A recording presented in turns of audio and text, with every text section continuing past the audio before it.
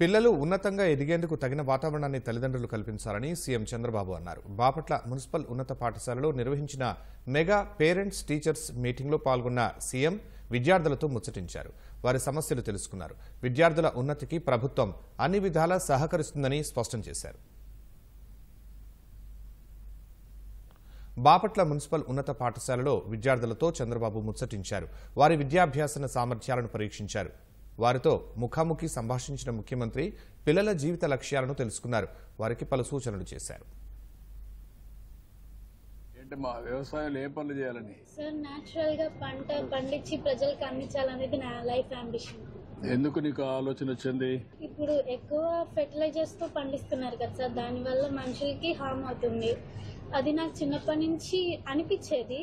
అంటే ఫుడ్ హాస్పిటల్కి వెళ్ళినా కానీ ఫుడ్డే తీసుకోమని చెప్తారు కదా, ఆ ఫుడ్డే బాగోకపోతే ఇంకా ఏం తింటారు ప్రజలు అనేది ఒక ఆలోచన వచ్చింది నాకు. అందుకే బెస్ట్ గా ఫార్మింగ్ చేసి నేచురల్ గా ప్రజలందరికీ అందించాలని. మన రాష్ట్రంలో ఒక ప్రయోగం జరుగుతుంది తెలుసా నీకు? నేచురల్ ఫార్మింగ్ అని, జీరో బడ్జెట్ నేచురల్ ఫార్మింగ్. విన్నావా నువ్వు ఎప్పుడన్నా?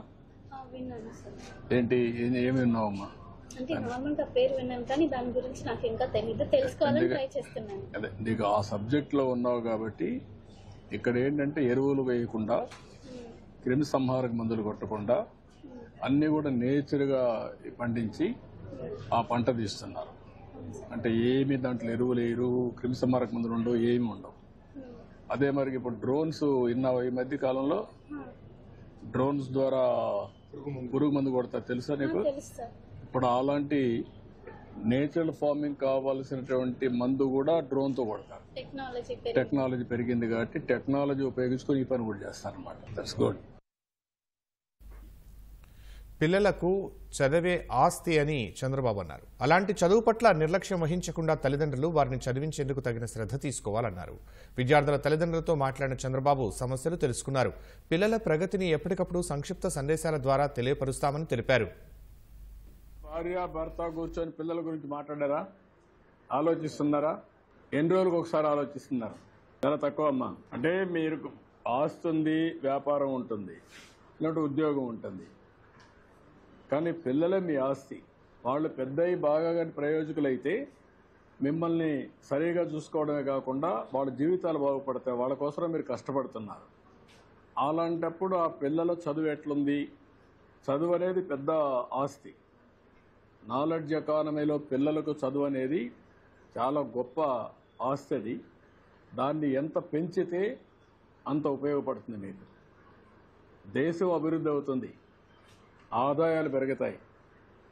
ఆ ఆదాయం పెరిగిన ఆదాయం మీ కుటుంబానికి రావాలంటే, మీ పిల్లలకు రావాలంటే చదువు చాలా ముఖ్యం. అందుకనే ఈరోజు లోకేష్ గారి ఆధ్వర్యంలో ఫస్ట్ టైం దేశంలోనే మెగా పెద్ద ఎత్తున తల్లిదండ్రుల సమావేశం పెట్టాడు. కనీసం మీలో ఒక ఆలోచన విధానాన్ని మార్పు తీసుకురావడానికి, మీ పిల్లల్ని పెంచి పోషించడమే కాకుండా వాళ్ళ మీద ఖర్చు పెట్టడమే కాకుండా ప్రయోజకులు చేయడం మీ బాధ్యత. ఆ ప్రయోజకులు చేయాలంటే బాగా చదివించాలి. ఆ చదివించాలంటే ఈ స్కూల్కి వచ్చినప్పుడు ఏం చేస్తున్నారో కూడా మీకు తెలిస్తే దానివల్ల మీ పిల్లలు కూడా సహకరిస్తారు టీచర్స్కి. వాళ్ళు చిన్నపిల్లలు కాబట్టి వాళ్ళకి తెలియదు. ఇప్పుడు బాగా చదువుకుంటే వాళ్ళ జీవితాలు బాగుపడతాయి. బాపట్లలో విద్యార్థుల క్రీడా పోటీలను చంద్రబాబు ప్రారంభించారు. పిల్లలు ఉపాధ్యాయులతో ముచ్చటించారు. సరదాగా కాసేపు వారితో కలిసి టగ్ ఆఫ్ వార్లో పాల్గొన్నారు.